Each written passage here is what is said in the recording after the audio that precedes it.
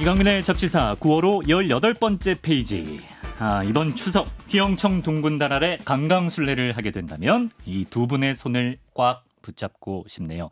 좌썬킴, 우준킴, 역사 스토리텔러 썬킴 씨와 CBS 김형준 국방전문기자 어제에 이어서 함께합니다. 한 번 더 인사할까요? 안녕하세요. 안녕하세요. 안녕하십니까.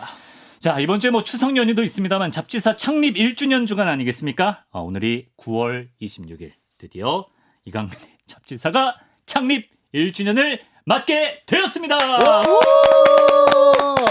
예. 근데 흔한 무슨 회식 같은 거 안 하시나요? 회식이요? 저희가 또 준비를 조만간 회식을 할 돈이 있다면 출연료를 올려드리겠다. 이런 마음가짐으로 좋습니다. 쏙 들어가네. 예. 그 회식 안 해도 돼요.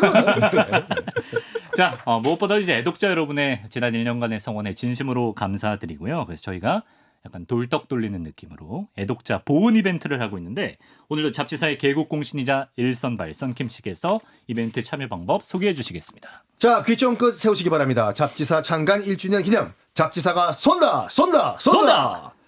구독자 애청자 여러분들 환절기에 목 축이고 카페인 충전하시라고 잡지사가 무려 커피 100잔을 준비했습니다. 100잔. 예. 자, 이 이벤트 이번 한 주간 진행이 되는데요. 응모 방법 의외로 아주 간단합니다. 내가 지금 잡지사를 듣고 보고 있는 장면을 찍어서 치키치키치키. 네, 짧은 문자 50원, 긴 문자 100원이 드는 우물정자 1212로 보내주시면 되는데요. 유튜브 화면도 좋습니다. 라디오 주파수 레인보우 어플 화면을 캡처해 주셔도 좋고 휴대전화 꺼내셔가지고 인증샷 찍으신 다음에 우물정자 누르고 1212-1212로 보내고 커피 받기 너무 쉽죠? 쉽네. 혼자만 잡수시 마시고 주변에 잡지사 홍보 겸 이벤트 홍보도 많이 해주시고 이번 연휴 때 주변에 일가 친척분들 많으시죠? 삼촌! 잡지사 한번 들어보이소. 삼촌 거시기 잡지사 한번 들어보시오. 조카야 용돈 줄 테니까 잡지사 구독 좀 해라. 이렇게까지 하시는 분은 없겠죠? 그런 분이 계실 것 같아요. 계시려나? 네. 예, 그렇게 해주시면 너무 감사하죠. 자, 잡지사 본방이 나가는 동안만 참여하실 수가 있으니까 오늘도 8시 전까지 보내주셔야 저희가 접수가 됩니다. 커피 꼭 타가시고요. 자, 어제 이어서 오늘도 거친 두 남자와 특집 합방 20세기 전쟁사 이어가 보겠습니다. 어제 1차 대전을 봤기 때문에 오늘은 2차 세계대전에 대해서 이야기해 볼 텐데요. 먼저 썬킴 선생님, 2차 세계대전이 어떤 전쟁이었는지 간단히 요약해 주시면요. 2차 세계대전은 1945년 이후에 진행됐던 냉전 체제를 만든 그런 전쟁이었고, 그러니까 1차 세계대전도 총력전이었지만 2차 세계대전은 우리가 알고 있는 각종 신무기가 다 등장해서 각광을 벌였던 그런 대전이었습니다. 그리고 대량 살육전이라는 것이, 그러니까 이게요, 스탈린이 이런 말했죠. 1명, 2명 죽으면은 비극이지만 이게 공단위가 뭐 10,000명, 10만 명 넘어가면 통계가 된다. 통계. 실제로 그런 말을 했어요. 스탈린의 한 망언이에요. 그것처럼 사람이 죽는데 이게 누구의 아빠, 누구의 오빠, 누구의 부인, 남편이잖아요. 그렇죠. 예. 이 사람들이 이제 통계 숫자가 된 정말 잔인한 그런 전쟁이었습니다. 그렇습니다. 그러니까 전쟁과 1차 대전 같은 경우에는 이제 영국이, 그러니까 중국도 참전을 했어요. 그러니까 참 어떻게 보면 머쓱한 참전이었었죠. 일본은 뭐 잠수함 몇 대라도 지중해를 보냈지만 중국은 그냥 숟가락만 올려놨던 그런 전쟁이었거든요. 아이고, 죄송합니다. 저희도 참전국인데요. 승전국이었어, 나름요. 일본도 그렇고 중국도 그렇고 1차 대전. 근데 2차 대전 같은 경우에는 일본이 메이저 플레이어로 등장합니다. 그리고 우리가 알고 있는 태평양 전쟁. 뭐 우리 영화로도 보셨던 일단 진주만 폭격부터 시작해서 미드웨이 해전, 이오지마에서 온 편지 영화 등등, 오키나와, 사이판, 괌 전투 등, 우리나라도, 당시 이제 일제 식민지였던, 우리나라도 전쟁에 그런 휘말려 들었던 그런 전쟁이었었죠. 우리의 역사로 봐도 너무나 비극적인 순간이었죠. 근데 이제 1차 대전이 끝나고 한 20년 정도밖에 지나지 않아서 2차 대전이 벌어졌단 말이에요. 김영준 기자, 그 사이에 세계 곳곳에서 전쟁이 계속 일어나고 있었다면서요? 사실 이 지금 말씀드리는 전쟁들이 2차 세계대전의 약간 전조를 그리는 듯한, 그리고 2차 세계대전으로 그대로 이어진 케이스도 있는데 이게 워낙에 많아가지고 다 소개해드리기는 좀 그렇고 일단 한 2개 정도만 소개를 해드릴게요. 일단 이탈리아의 에티오피아 침공이 있었는데 그 베니토 무솔리니라는 이제 파시스트가 이끄는 그 정권의 폭주 가운데 하나입니다. 사실은 1차 침공이 있었어요. 지금 말씀드리는 건 2차예요. 1차 침공이 있었는데 네. 1차 침공은 1895년에 식민지 만들려고 침공을 했다가 박살이 나고 그다음에 1935년에 말하는 그게 지금 말하는 침공인데 이게 2차입니다. 네. 당시 무솔리니는 당시만 해도 사실은 무솔리니가 이끄는 이탈리아는 추축국이 아니었어요. 오히려 영국하고 프랑스하고 같이 이제 전선을 맺고 있었는데 이게 네. 스트레사 전선이라고 합니다. 네. 나치 독일하고 함께 맞서가지고 얘네를 막자 이런 주의였었는데 1935년에 무슨 일이 벌어지냐 이게 런던 해군 조약이라는 게 있는데 이 베르사유 조약을 맺고 나서 독일이 이게 해군을 어느 정도까지만 이제 만들도록 이제 제한을 받았거든요. 예. 수가 있는데 굉장히 적었어요. 근데 이 런던 해군 조약으로 독일 해군이 합법적으로 보유할 수 있는 그 군함의 수가 확 늘어나게 됩니다. 특히 유보트, 잠수함의 보유를 또 합법적으로 허용받게 되고요. 네. 여기에 무솔리니가 열을 받아가지고 에티오피아를 침공해서 점령을 하게 되는데 이 일로 이제 당시 1차 대전 끝나고 성립했던 국제 연맹의 비난을 받게 되면서 아 연합국 얘네 성립 협력해봤자 이거 우리 챙겨주지도 않고 그러면서 오히려 추축국 쪽으로 돌아서게 돼요. 독일. 예, 독일, 일본, 이탈리아 이렇게 삼국을 추축국이라고 그러죠. 삼국 동맹이 그렇게 생겼군요. 예. 예. 한편 지구 반대편에서는 1937년에 이제 중일 전쟁이라는 게 벌어지는데 예. 이거를 이해를 하려면은 1931년 저기 만주 사변으로 거슬러 올라가야 됩니다. 네. 러일 전쟁 이후에 이제 중국의 관동군이라고 해가지고 일본 육군 소속의 또 그 다른 이게 조직이 주둔을 했어요. 예. 근데 만주를 옛날부터 탐내고 있다가 식민지로 만들기 위해서 1931년에 류타오우 사건이라는 걸 일으킵니다. 이게 뭐냐면은 쉽게 얘기해서 이제 철도를 지들이 폭파시켜 놓고 중국군이 했다고 이제 뻥을 쳐가지고 네. 구실을 만들어가지고 만주를 침략을 하는데 이래서 만주국이라고 이제 괴뢰국을 하나 만들어요. 그렇죠. 예. 나 이제 일본이 주종하는 이게 사실상의 식민지라고 하기는 좀 그렇지만 진짜 괴뢰국. 예, 사실상 거의 식민지랑 다름없는 예. 그런죠. 하지만 이제 일본이 만주로 이제 만족을 못하고 중국 대륙 전체를 탐내다가 1937년 7월에 이제 류거우차오 사건인가 일으키는데 그 이걸 한자를 그대로 읽어서 노구교 사건이라고 우리 합니다, 또 우리나라에서. 서문답 다리 역사에서 다뤘던 예, 사자. 사자 잘 아시죠? 예. 사자 488마리 제가 다 세봤어 그걸요. 맞아, 그랬었죠. 예, 예. 노구규 사건. 예, 이게 밤중에 이제 갑자기 총소리가 나니까 네. 일본 육군에서 점호를 해가지고 숫자를 점검을 했는데 한 명이 안 보이는 거예요. 네. 도끼로 이만 깔았어요 걔가. 맞아, 그때 도끼로 이마까라 우리끼리 정한 이름이에요. 도끼로 이마까라. 예. 근데 예. 이 사건 한 명이 없어졌으니까 이 조사를 해야 될 거예요. 찾아다녀야 될 거 아니에요. 예. 근데 이 친구가 20분 만에 돌아와요. 그래서 잘 끝났는데 네. 이 사건 조사를 하기 위해서 중국군하고 이제 교섭을 하기 도중에 네. 이 부대 연대장이었던 이제 무타쿠치 렌야 대저라는 사람이 있었는데 네. 이 사람이 갑자기 밑도 끝도 없이 중국군에 선제 공격을 하라고 명령을 합니까? 네, 네. 이 명령을 받은 지휘관도 이제 황당해가지고 진짜 공격합니까? 이렇게 물어봤는데 공격하라고 했대요. 그래서 양측의 총격전이 벌어져요. 황당해요. 이 사건이 벌어진 게 7월 7일이었는데 네. 예, 7월 7일에 처음 실종이 되고 7월 11일에 중일 간에 이제 정전협정이 체결되는데 네. 당시에 이제 고노에 후미마루라고 하는 사람이 이끄는 내각이 이걸 깨버리고 대규모 병력을 중국으로 증파하면서 네. 이제 상하이, 난징 이런 식으로 침략을 하면서 중일 전쟁이 본격적으로 터집니다. 예. 이게 2차 대전 말기까지 이어지고요. 네. 근데 이제 당시 중국의 상황이 상당히 개판이었는데 이제 수십 개의 군벌이 각자 세력을 보유하고 각 지역을 나눠서 통치를 하고 있는 상태였고요. 한 줄 더 떠서 이러는 와중에 또 공산당하고 국민당하고도 대립을 하고 있었어요. 네. 근데 이 공산당하고 국민당이 철천지 원수였는데 손잡고 일본군하고 맞서 싸우는 이제 국공 합작까지 벌어지면서 네. 그리고 나서 2차 대전 끝나고 이 둘이 또 싸웁니다. 그래서 국민당이 지금의 대만으로 도망가는 이제 국부 천대가 벌어지죠. 예, 그렇습니다. 중일 전쟁과 또 이탈리아, 에티오피아 침공 소개해 주셨고요. 그래서 지난주 1차 세계대전 이제 전후 처리하면서 마무리해서 이제 또 성균 선생님이 일종의 어떤 개인기처럼 돼버린 아돌프 히틀러 성대모사로 이제 마무리가 개인기가 됐거든요. 아니라 진짜 히틀러가 그렇게 얘기를 해요. 그래요. 예, 히틀러 얘기를 제대로 한번 해보겠습니다. 히틀러가 사실 미술학도였다고 들었는데요. 선생님 어떻게 이런 사람이 독일 총통이 되고 이런 또 끔찍한 전쟁까지 일으킬 수 있었던 겁니까? 아돌프 히틀러는 태어났을 때부터 오스트리아 국적이고 죽을 때까지 오스트리아 사람이었어요. 독일 사람 아니에요. 독일 사람 아니에요. 그렇구나. 제가 정말 타임머신 있으면은 타임머신 타고 비엔나 당시 이제 그 국립미술학교를 네. 찾아갔습니다. 교장 선생님한테 얘기할 것 같아요. 뭐라고요? 얘 합격시키라고. 합격을 시키라고? 히틀러가 네. 비엔나 왕립 그 미술학교에 계속 원서를 넣어요. 낙방했구나. 계속 낙방을 하는 거야. 그럼 제 커리어가 그쪽으로 갈 수 있었네. 합격을 했으면 네. 지금쯤 제2의 피카소가 돼 있다니까요. 오스트리아에서도 자랑스러워하고. 그러니까요. 예, 예. 낙방을 하다 보니까 예. 에라이 오스트리아에서는 안 되겠다 해서 옆나라 독일로 간 거예요. 민헨으로. 예. 가니까 당시 이제 민헨 건물들이 너무 오스트리아에 비해서 이제 화려했던 거죠. 예. 게르만의 민족은 오스트리아가 아니라 독일이다. 근데 거기서도 별 볼 일이 없어요. 누가 그림을 사나. 그치. 그래서 그림이었어만 그려주고 이제 민헨 공원에서 노숙자 생활을 합니다. 내 인생은 여긴가 끝인가 보 하고 있는데 빵! 뭐야? 1차 세대전이 터져버려요. 1차 대전이 그때. 1차 대전이요? 예, 예. 그래서 독일군으로 지원에 들어갑니다. 독일군 병무청에서는 이상하게 생각했어요. 야, 너 오스트리아 사람 아니야? 맞습니다! 너 독일군으로 지원하냐? 내 맘입니다! 근데 마침 어차피 병사가 모자라니까 예. 너 그래 알았어 독일군 저 사진이요. 어. 독일군으로 참전을 해요. 네. 정말 잘 싸웠어요. 왜냐면 친구가 없었는데 예. 여기 군대란 조직은 내가 하는 것만큼 인정을 해줬어. 인정을 했어요. 딴 데서 내가 그림 아무리 그래도 인정 못 받았는데. 그러니까 여기서 인정을 해주는 거예요. 예. 그러니까 그 나의 투쟁이라고 히틀러가 쓴 자서전이 있어요. 있죠. 거기 보면은 군대가 집같이 편안했다라는 글이 있어요. 체질이었군요. 체질이었어요. 예. 자, 근데 1차 대전은 독일의 패망으로 끝납니다. 예.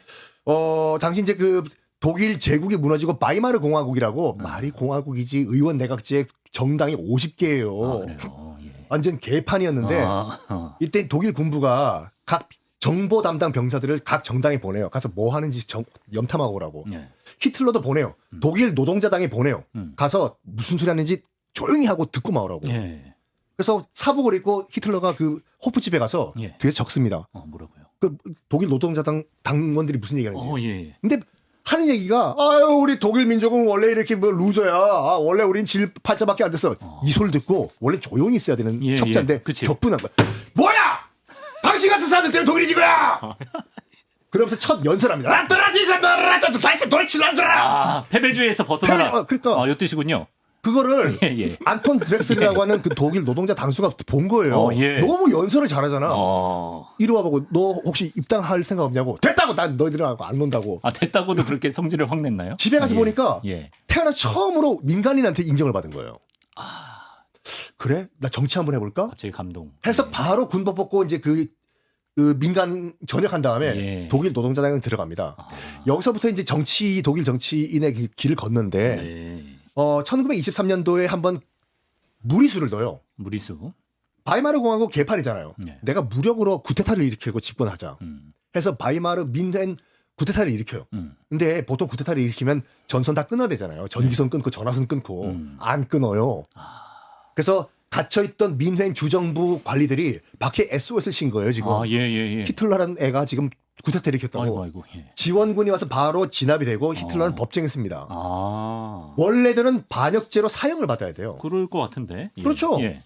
근데 그 반역죄니까 기자들이 많이 와 있어요. 법정에. 예. 여기서 판사가 얘기합니다. 아돌프 히틀러라고 했나? 너 왜 구테타를 일으켰어? 왜 네. 반란을 일으켰어? 여기에 또 연설이 나와. 예. 내가 구테타를 일으키는 건 너희들 정치인들이 정신 못해서 그래. 예. 나 떨어져. 이거 다 받아 적은 거예요. 그 호랑이 선생님 아니에요, 이거. 뭘 호랑이 선생님? 예. 연설의 힘으로. 이게 신문에 쫙 깔린 거예요. 예. 그때까지만 하더라도 민헨의 지방 유력 인사였던 히틀러가 전국구 스타가 된 거예요. 전화위복이네. 그래가지고 원래는 사형인데 국가 전복죄로 1년 6개월 선고를 받고 그것도 한 반만 살다가 나와요. 감옥에서 쓴 책이 바로 나의 투쟁이에요. 나의 투쟁이구나. 이게 또 베스트셀러가 됐겠죠. 그렇죠. 예. 이 나의 투쟁이란 이 책 승승장구를 일으키면서 1933년 선거에서 당을 새로 만들어 그 직전에요. 독일 사회주의 노동자당 내셔널이잖아요. 사회. 내셔널이 독일어는 나치오날이거든요. 그래서 이른바 나치당을 창당을 해가지고 총통자리까지 오릅니다. 예. 그러면서 이제 2차 세계대전까지 일으키게 되는 것이죠. 네. 예, 그렇습니다. 역시 연설의 힘. 김영준 기자가 2차 세계대전의 주요 전구에 대해서 또 정리를 해준다고 하는데 전구는 뭡니까? 읽히는 거죠? 라이트벌브. 라이트벌브 아니고. 예. 다른 전구. 영어로는 이제 시어터라고 하는데 극장할 때 그 시어터랑 이제 비슷한데 네. 약간 달라요. 그러니까 그래요? 그 극장이 이제 영화를 보여주는 그 공간이면 네. 전구는 이제 전쟁이 벌어지는 일종의 공간을 묶어가지고 음. 부르는 말이라고 보시면 됩니다. 네. 여기 2차 대전 같은 경우에는 뭐 유럽 전선, 뭐 동부 전선, 그다음에 뭐 아시아 태평양 전선, 그다음에 뭐 아프리카 전선 뭐 이런 식으로 나뉘거든요. 네. 일단 가장 이제 유명한 그리고 전쟁이 처음 터진 건 서부 전선입니다. 1939년 9월 1일에 이제 독일군이 이제 폴란드군으로부터 이제 선제 공격을 받았다는 핑계를 대고 이제 폴란드를 침공을 해요. 네. 이후에 폴란드를 소련이랑 같이 해가지고 그 반으로 갈라서 먹고 나서 프랑스를 이제 침공하면서 서부 전선에서 영국하고 프랑스군하고 대치를 했지만 프랑스군이 이제 6주를 버티다가 이제 결국 못 버티고 후퇴하게 됐고 예. 이제 영국군은 이제 덴크르크라는 이제 해안에서 철수를 하게 돼가지고 예. 그 유명한 이제 덴크르크 철수 작전이 하게 되죠. 네. 그래서 목숨을 살려가지고 겨우 이제 영국 본토로 도망을 갑니다. 네. 이후 히틀러가 이제 영국을 점령하려고 이제 바다사자 작전이라는 걸 하는데 그거를 위해서 이제 해군을 동원해가지고 영국에 이제 상륙을 시켜야 될 거 아니에요. 네. 근데 독일 해군이 그 정도 전력이 안 됐어요. 아. 그리고 또 전투기를 파견시켜가지고 이제 뭐 런던을 폭격을 하고 뭐 어디를 공격하고 영국 본토를 하려고 했었었는데 네. 거기서 이제 방어를 하던 영국 공군한테 박살이 납니다. 그래가지고 영국은 이제 접기로 했어요. 아, 그렇구나. 대신에 이제 보급을 차단하는 쪽으로 이제 가기로 합니다. 그래서 예. 이제 유보트를 동원을 하고요. 네. 하여튼 그 유럽 전역을 이제 장악을 하고 그다음에 영국 동쪽에 이제 덴마크, 노르웨이 이런 이제 북유럽 국가들이 있잖아요. 그 국가들에게 인접한 이제 북해를 점령을 하기 위해서 네. 1941년에 노르웨이랑 덴마크를 침공해서 점령을 합니다. 아. 이것 때문에 두고두고 이제 영국이 골머리를 썼고요. 딱 3년 뒤 1944년 6월에 이제 미군하고 영국군의 대규모 병력이 노르망디 상륙작전으로 아. 프랑스 북부에 이제 노르망디라는 해안에 상륙하면서 네. 독일은 이 서쪽에서는 미국하고 영국하고 있고요. 그리고 또 그 사이에 이제 동부전선을 벌여놓는 바람에 또 네. 소련하고 대결을 하게 되면서 아. 양면 전선을 펼치게 되는데 지금도 그렇지만 원래 이제 양쪽으로 전쟁을 벌이면 이제 망하는 지름길을 그렇죠. 합니다. 그렇죠. 예. 예. 승산이 없죠. 예. 동부전선 얘기 나온 김에 이제 설명을 드리자면은 네네. 아까 제가 독일하고 소련이 1939년에 침공할 때 폴란드를 쳐가지고 이제 나눠 먹었다고 했잖아요. 네네네. 그때만 해도 독일하고 소련이 이제 불가침 조약을 맺고 있었는데 사실은 이게 말이 좋아서 불가침 조약이지 서로 별로 안 믿었어요. 그리고 히틀러는 이게 소련에 뭐 지금도 그렇지만 당시에 이제 우크라이나가 굉장한 이제 식량이 잘 생산되는 곳이었고 네네. 그리고 그 넓은 땅에 이른바 뭐 레벤스라움이라고 해가지고 예. 독일인의 뭐 거주지를 노리고 그다음에 뭐 슬라브족은 뭐 열등한 민족으로 여기고 이런 사고가 이제 팽배할 때였거든요. 예. 1941년 이제 6월에 이 불가침 조약을 파기하고 소련 쪽으로 이제 침공하기 시작하면서 독소 전쟁이 발발을 하게 됩니다. 네. 근데 이게 처음에는 소련이 밀렸어요. 그 전쟁 시작하기 전에 아까 이제 선 선생님 말씀하신 이제 스탈린이 그 장교단이를 대량으로 숙청을 하는 바람에 소련군이 엄청 약화돼 있을 때였거든요. 예. 그리고 독일이 진짜로 소련을 침공할지 확신이 없는 상태였어요. 네. 다른 나라들도 그랬었고. 네. 근데 진짜로 침공을 합니다. 그래서 소련이 계속 밀리다가 1942년에 스탈린그라드 전투에서 소련군이 진짜 끝까지 진짜 스탈린의 이름을 건 도시에서 여기서 더 물러나면은 문자 그대로 사형을 처했어요. 아, 그래요. 후퇴하는 병사들, 그러니까 도망가는 병사들 막 현장에서 막 즉결 처형하고 막 이런 상황이었거든요. 네네. 그렇게 버티다가 이제 여기에서 독일 육군을 포위하고 섬멸을 하면서 승기를 잡게 되고 예. 그 이듬해 이제 쿠르스크 전투에서 네. 이거를 이제 전 세계 최대의 이제 전차전이라고도 하는데 네. 여기서 전황이 뒤집힙니다. 이후 소련이 계속 이제 막대한 사상자를 내면서 네. 독일 베를린에 첫 점령하는 깃발을 꽂게 되죠. 아까 제가 이제 양면 전선 말씀을 드렸었는데 사실은 영국, 미국이 잘해가지고 그렇게 해서만 전쟁이 이긴 게 아니에요. 소련이 버텨줬기 때문에 전쟁을 이긴 측면이 분명히 있어요. 소련은 제가 공산주의 국가를 옹호하는 게 아니라 네네. 실제 역사가 그래요. 그러네요. 네. 아시아 쪽은 어땠나요?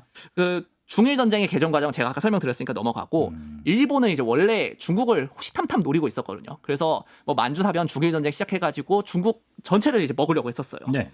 근데 이 과정에서 당시 이제 중화민국의 수도였던 이제 난징이라는 곳에 그 일본군이 들어간 뒤에 6주 동안 대량 학살, 약탈, 강간하면서 난징 대학살이 발발하게 됩니다. 예. 이후에 규모만 좀 차이가 있을 뿐이지 일본군이 이런 짓을 계속했었거든요. 중국 전역에서. 그러니까 중국 사람들이 진짜 목숨을 걸고 내가 싸우다가 죽으면 죽었지 항복은 못한다 이런 식으로 계속 저항하기 시작한 거예요. 네. 또 아까 말씀드렸지만 이제 국공합작, 그러니까 국민당하고 공산당하고 서로 누가 중국 대륙을 먹느냐를 가지고 싸우고 있다가 네. 일본군은 막아야 된다. 이거 못 막으면 우리 다 죽는다 싶어가지고 일시적으로 이제 그 합작까지 하게 되죠. 네.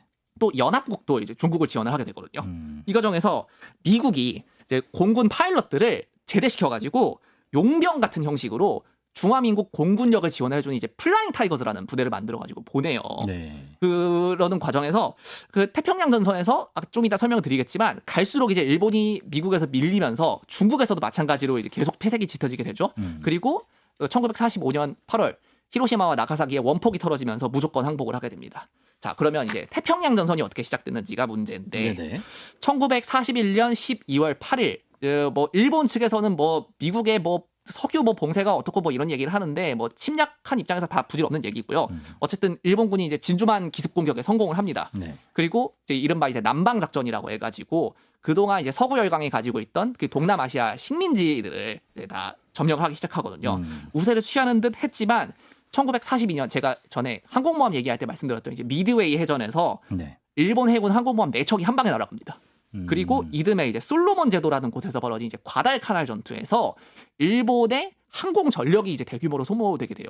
근데 문제가 항공 전력은 전투기가 소모되는 것도 문제인데 네. 이게 조종사가 죽으면은 전사를 하면은 예. 보충하기가 굉장히 힘들거든요. 훈련이 오래 걸리니까. 그러면서 일본의 폐색이 조금씩 짙어지게 됩니다.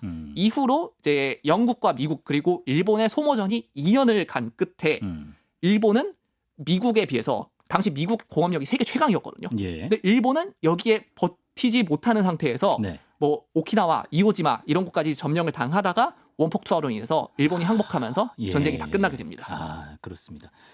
워낙 2차 대전 때 전투 전쟁이 많이 일어나다 보니까 예, 별의별 뭐 기록들도 많이 쏟아져 나왔다고 하는데요. 시간이 많이 가서 선생님 전투 하나만 뭐 소개해 주실 거 있으십니까? 저 기자님께서 말씀하신 것처럼 스탈린그라드 전투, 단일 전투 일단 이렇게 보시면 돼요. 지금도 러시아에서는 2차 세계대전이라고 물론 부르겠지만 독소 전쟁, 소독 전쟁이라고 불러요. 그러니까 독일과 소련이 붙은 나머지 영국과 프랑스, 미국은 너희들은 저리 물러나고 그 전쟁은 독일과 소련이 붙은 독소 전쟁이다. 이 두 나라가 벌인 전쟁에서만 3천만 명 이상이 사망을 해요. 네. 그 중에서도 가장 치열했던 전투가 이제 스탈린그라드 전투였는데, 그쵸. 스탈린그라드가 지금의 볼고그라드, 예전에 소치 그 올림픽 그 근처거든요. 스탈린 약간 중앙아시아 근처잖아요. 그러니까 왜 그러면 히틀러가 모스크바로 안 올라가고 저 남쪽에 있는 스탈린그라드로 갔냐? 일단 저기가 유전지대예요. 기름 확보하자. 아. 내려갔어요. 예. 히틀러는 저길 내려갔고 스탈린 입장에서 봤을 때도 자기 이름 딴 동네잖아요. 강민시티 지킬 거야 안 지킬 거예요? 지켜야죠. 지켜야죠. 그래서 여기서 단일 규모의 최대 전투가 일어나는데 영화 그나마 저와 비슷했던 그 주드로가 등장을 한 왜 웃어? 왜? 주드로는 좀 있다. 주드로는 있다. 제가 주드로 있죠? 지금까지 말한 거 하나도 그러네. 없죠. 주드로는 있다. 좋았어. 약간 헤어라인이랑. 헤어라인이 아니요. 예. 주드로가 약간 그래도 약간 머리가 있었을 당시에 찍었던 예. Enemy at the Gate라는 영화가 있어요. 예, 예. 이게 그 스탈린그라드를 그린 전투였는데 얼마나 치열했던 전투였냐면은 일단은 기자님께서 말씀하신 것처럼 소련은 무기가 없었습니다. 예. 사람만 있었어요. 그래서 물론 아니다라는 사람도 있지만 시가전을 벌이는데 어떻게 뛰냐면 그 영화에 굉장히 고증이 잘 돼 있어요. 네. 3명당 소총 하나씩 줬어요. 그래서 맨 앞에 뛰는 애가 총을 들고 쏘고 돌진해요. 네. 맞아 죽죠? 두 번째 애가 들고 뛰어요. 네. 걔가 쓰러지죠? 다음 세 번째 애가 또 들고 뛰어요. 그리고 볼가강이란 강이 있어요, 거기요. 볼가강. 볼가강이 한강보다 폭이 더 넓습니다. 네네. 이걸 건너야지 스탈린그라드로 들어가는데 그 아까 기자님 말씀하신 것처럼 정치 장교들이 얼마나 애들이 총도 없는데 배 타고 지나가면서 얼마나 무섭겠어요. 강물에 뛰어들면 등 뒤에 총을 쐈어요. 너는 조국을 배신했다. 예. 여기서만 단일 규모 독일군 100만, 소련군 250만이 희생됩니다. 야, 도합 350만이 350만. 희생된 정말 끔찍한 비극의 역사입니다. 그리고 이제 2차 세계대전 하면 세계 최대 상륙 작전으로 불리는 노르망디 상륙 작전이 있는데 김영준 기자가 노르망디 상륙 작전 좀 소개해 주시면. 이게 노르망디 상륙 작전이 1944년 이제 6월 5일에서 이제 6일에 걸쳐서 벌어진 건데 네. 그 상륙한 건 사실 6일이거든요. 근데 5일부터 미리 뭘 하고 있었어요. 5일 밤에 뭐를 했느냐? 공수부대를 노르망디 전선 약간 뒤쪽에다가 투입해가지고 전날 밤에 이제 미리 투입해가지고 전야제라고 하면 약간 어감이 좀 이상하기는 한데 네. 미리 이제 전투를 벌인 겁니다. 독일군에 맞서가지고 병력을 약화시키고 그 사이에 이제 상륙 작전을 벌인 거예요. 6월 6일 아침에. 네. 예. 이 당일에만 노르망디 상륙작 당일에만 15만 명이 넘는 병력이 노르망디 해안에 투입이 되는데 네. 궁극적으로는 이제 프랑스 전역을 탈환하는 이른바 이제 절대군주 작전이라고 불렀어요. 이게 사실은 이제 아까 영국군이 네. 덴케르크 철수 작전에서 이제 밀리고 나서 네. 이제 다시 전열을 정비해가지고 유럽 전선에 다시 상륙해가지고 승기를 잡기 시작했다는데 의의가 있는데 네. 영화 저기 라이언 일병 구하기 보면 나오지만은 그치. 예, 거기 상륙하면서 내리자마자 그 바로 이제 기관총 포화가 쏟아지잖아요. 맞아요. 예. 그거 실제로 그랬어요. 그 고증 되게 잘 됐다.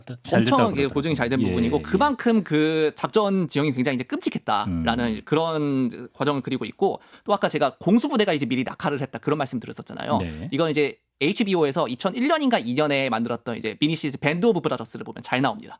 거기 나오는 이제 100일 공수사단이 미리 그 노르망디 후방에 투입해가지고 미리 전투를 벌였기 때문에 약간 방어 병력이 살짝 약해진 것도 있었고 아무튼 그래서 상륙에 성공을 하고 공수낙하 작전도 성공을 하면서 네. 노르망디 전역 궁극적으로는 이제 프랑스 그쪽까지 탈환을 하죠.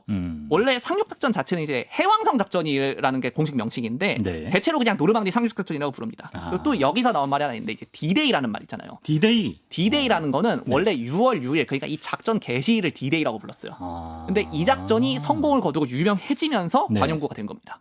D-Day가 여기서 나온 거군요. 자, 그리고 2차 세계대전 하면 또 빼놓을 수 없는 것이 진주만 공습. 이 얘기도 좀 해봐야 되잖아요. 예. 진주만 공습은 이제 미국이 2차 세계대전에 참전하게 된 상징적인 사건입니다. 이 사건 전까지만 해도 미국은 다른 나라에 이제 지원을 해줬는데 네. 자기들이 참전을 하지는 않았거든요. 동시에 그리고 또 시작부터 일본 제국의 패망을 예고하기도 한 작전이에요. 애초에 상대가 안 되는데 시작을 한 거예요. 네. 일본은 뭐 그네들 주장으로는 뭐 이른바 이제 뭐 귀축 영미의 뭐 침략을 격퇴하고 뭐 대동아 고용권을 지키고 이딴 얘기를 하는데 다 쓸데없는 얘기고 침략한 입장에서 뭐 실제로는 이제 경제 봉쇄를 뚫고 그다음에 주변국에 대해서 쉽게 말해서 식민지에 대한 영향력을 유지하고 확대하기 위해서 이런 전쟁을 시작을 한 거죠. 네. 다만 이 전쟁 시작하기 전까지만 해도 일본 몇몇 장성들은 예상하고 있었대요. 이거 전쟁 나면 우리 진다. 이렇게 예상하고 있었는데 그대로 현실이 됩니다. 이게 이랬던 이유 중에 하나가 제가 간단히 이제 말씀을 드리자면은 미국이 제가 아까 공업력이 엄청나게 좋았다고 말씀드렸잖아요. 네. 전쟁 시작하기 전부터 그러니까 정확히 말하면 이제 진주만 공습 시작하기 전부터 2차 세계대전 발발하니까 영국이나 소련에다가 랜드리스라고 이제 무기 대여법이라고 하는데 네. 엄청난 양의 물자를 지원해줬어요. 뭐 전투기, 탱크, 뭐 심지어는 이제 스팸 이런 것까지 왕창 지원을 해줘가지고 우리 배웠었어요. 예, 네. 전쟁을 계속할 수 있게 원조를 해줬거든요. 근데 원래 군사학에 이런 말이 있어요. 아마추어는 전술을 연구하고 프로는 보급을 연구한다. 이런 말이 있거든요. 왜 그러냐? 쉽게 말하면은 싸움 안 하고 사는 사람은 있어요. 네. 그런데 밥 안 먹고 사는 사람은 안 없어요. 되죠, 안 되죠. 예. 예. 이 진주만 공습으로 대일 개전이 시작되니까 네. 이 미국의 그러잖아도 좋았던 공업력이 본격적으로 발동이 걸리기 시작을 해가지고 예. 지원 물자는 물론이고 미군이 쓸 물자까지 엄청나게 찍어내기 시작하는데 독일하고 일본은 이거를 버텨낼 능력이 없었어요. 그치. 몇 년 지나고 나니까 도저히 이게 상대가 안 되는 거예요. 만약에 미국이 이거 참전을 안 했으면은 2차 세계대전 종전이 몇 년 늦춰지거나 아예 결과가 변했을 수도 있어요. 실제로 이걸 가지고 만든 뭐 대체 역사 소설 같은 게 있어요. 높은 성의 사나이였던가 하는 소설인데 네. 미국이 참전 안 하게 되면서 어떻게 되느냐 약간 이걸 그린 소설입니다. 하여튼 이렇게 시작된 전쟁이 이제 일본이 뭐 아까 말씀드린 이제 미드웨이 해전이나 이제 과달카날 전투 이후에 대규모로 소모되고 네. 또 1945년 전에 말씀드린 도쿄 대공습 같은 데서 엄청 피해를 입고도 아직 정신 못 차렸습니다. 본토 결전을 한답시고 그 제가 개인적으로 인상 깊게 본 영화 중에 뭐 일본 패망 하루전이라는 영화가 있는데 네네. 원제로는 일본의 가장 긴 하루라고 해요. 이 영화 보면은 여학생들한테 죽창을 깎아다가 훈련을 시키거든요. 왜 여학생들 훈련을 시키냐? 이제 곧 미군이 우리 본토로 쳐들어올 거다. 그러니까 니네가 대비해서? 나가가지고 지켜야 된다. 이런 건데 예. 당연히 미친 짓이죠. 그렇죠. 이걸 실제로 하고 있었어요. 근데. 네. 그래서 미국이 이거를 도대체 얘네로 어떻게 항복을 시키냐 이렇게 고민을 하다가 네. 코로넷 작전이라는 걸 수립을 하는데 쉽게 말씀드리면은 그 일본 본토에다가 네. 수만 명 단위의 병력을 대규모로 투입을 해가지고 이 일본 본토를 하나하나 차근차근씩 점령해 나간다는 겁니다. 근데 이러면은 안 그래도 2차 세계대전을 4년이나 계속을 했는데 네. 엄청난 피해가 더 벌어질 거 아니에요. 예. 그 맨해튼 프로젝트가 당시 이제 진행 중이었었는데 아하. 신무기인 원자폭탄 개발이 성공하면서 이거를 투하해서 한 방, 정확히는 두 방이었지만 전쟁을 끝내자 이런 계획을 세웁니다. 예. 동시에 사실 이거는 제가 다음 시간에 자세히 좀 드릴 텐데 2차 세계대전 이후에 각 나라들 전략이 이 핵무기를 중심으로 다 바뀌었어요. 그전 나라들의 전략이 싸워서 이긴다 이쪽이었다면은 그 이후에는 그러니까 2차 세계대전에서 핵무기 위력을 직접 본 이후에는 이거 핵전쟁 나면 우리 다 죽는다. 그래서 어떻게 하면 전쟁이 안 날까 이런 억제 전략 위주로 바꿨습니다. 그렇군요. 또 이제 다음 주 김영준의 밀리터리 예고까지 해주셨고요.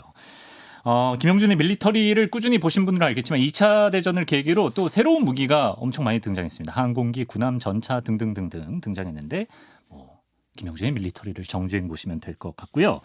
자, 정말 수많은 희생 또 사상자를 낳은 2차 세계대전 선생님 어떻게 마무리가 되나요?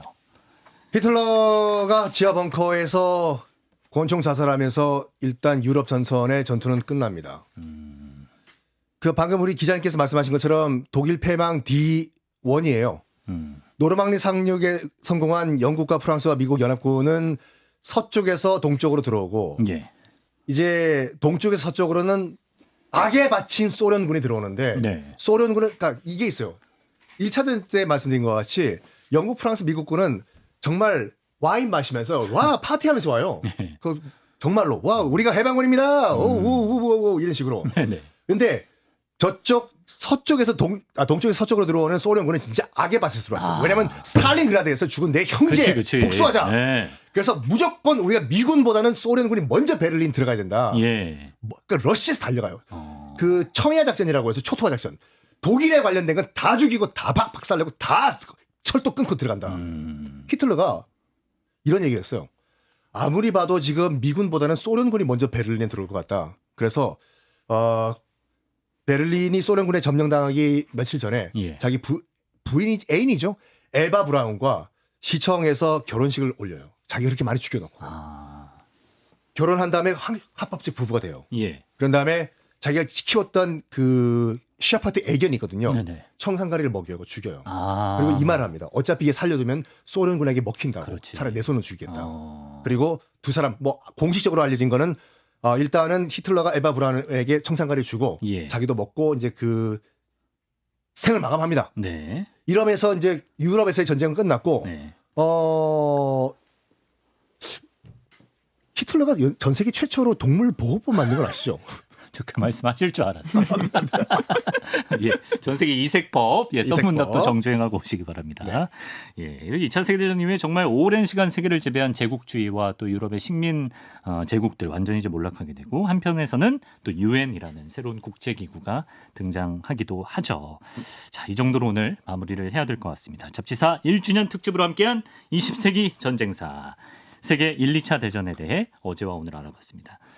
두 분이 다시는 서로 평생 못 마주칠 수도 있는데 왜 그런 악담을 하십니까? 질투하시는구나. 질투하네요, 기자님. 함께한 소감 한 말씀. 예, 김 기자. 함께한 소감이요? 예, 5글자 소감 해볼까요? 사랑합니다. 아무거나 좀 말 좀 해봐요.